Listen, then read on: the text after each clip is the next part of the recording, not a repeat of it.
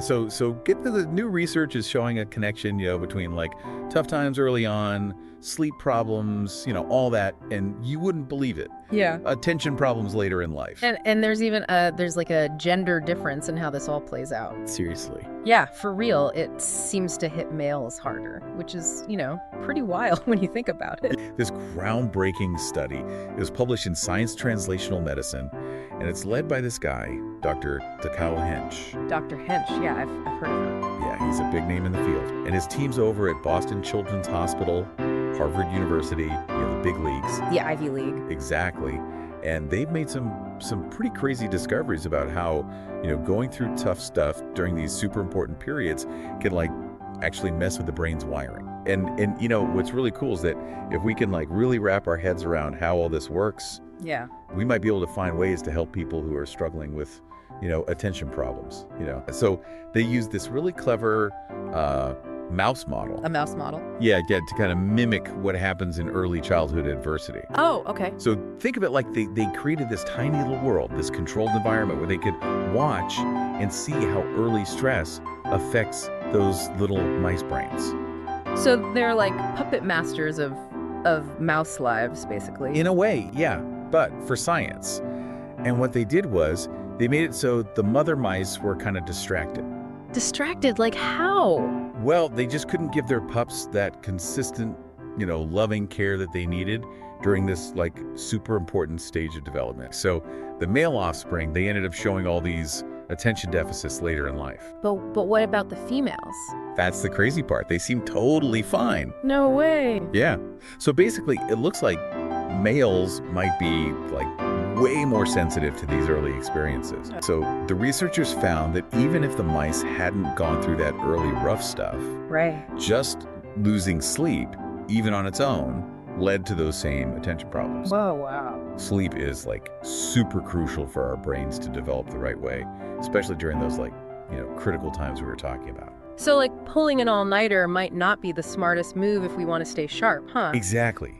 Even missing out on sleep for a couple of nights can mess with our attention. Yeah, I've definitely been there, that foggy brain feeling after a bad night's sleep. Totally. And this study is a big flashing warning sign that, constantly not getting enough sleep, it can have some serious long-term consequences. Is there some kind of, biological gremlin messing things up? There is. They found this imbalance in certain brain chemicals. Brain chemicals? Yeah, and it's all happening in this part of the brain called the anterior cingulate cortex, or ACC for short. ACC, got it. It's the control center for our emotions, and it helps us, manage our thoughts and actions, keep everything running smoothly. Like the brain's air traffic control tower. Exactly. Yeah. And what they found was that in the mice with attention deficits, whether it was from that early neglect or the sleep deprivation, right, there was this problem with the balance of these chemicals, these things called dopamine receptors. Dopamine, that's the one that gets all the hype, right? The feel-good chemical. It's a bit more complicated than that. But yeah, dopamine plays a big role in motivation, reward, and, attention. Okay, so what was wrong with the dopamine? So they found too much of this one type of dopamine receptor called D2. D2, okay. And not enough of another type called D4, all in the ACC of these little mice. So it's like a seesaw, right? Yeah, too much weight on one side. Not enough on the other. And the whole thing gets thrown off balance. What now? They found that by using certain medications, they could either lower that D2 or boost the D4. Yeah. And guess what?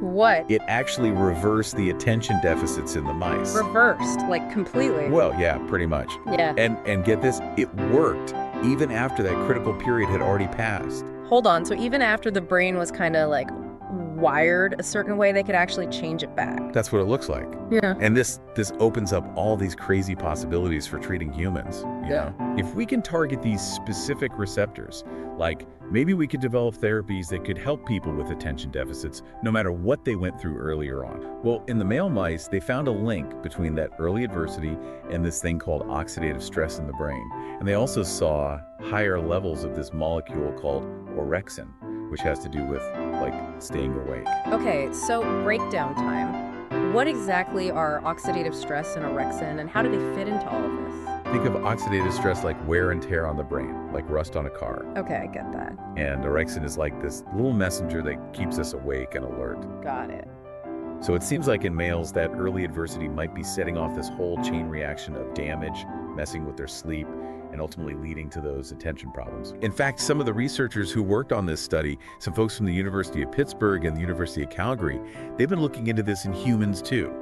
Really? Yeah, and guess what? What? They found that kids, mostly boys, they start showing attention problems, like as early as 3 to 5 years old, especially if they've been through some tough stuff early on. So this isn't just a mouse thing, it's a human thing too. And it's popping up pretty early. That's kind of concerning. It is, and these findings, they line up with what we already know about ADHD being more common in boys. Right. So yeah, it seems like this link between, early adversity, sleep problems, and attention deficits, it's something we really need to pay attention to. Yeah. Dr. Charles Nelson, he's the head honcho over at Pediatric Developmental Medicine Research at Boston Children's. He's been studying the effects of early adversity on kids for like forever, Yeah. especially in those Romanian orphanages. Oh yeah, I remember reading about those studies. They were pretty heartbreaking. Dr. Nelson found that the kids who grew up in those institutions, they often had some pretty significant developmental delays, didn't they? Exactly. He found that those neglected orphans, they often had like lasting cognitive and behavioral problems, including those attention deficits we've been talking about. But here's the thing, there's a silver lining. Okay, I like silver lining. Yeah, so if those kids were moved to loving foster homes before they turned 2, a lot of those negative effects, they just disappeared. So there's like a window of opportunity, a chance to turn things around if we catch it early.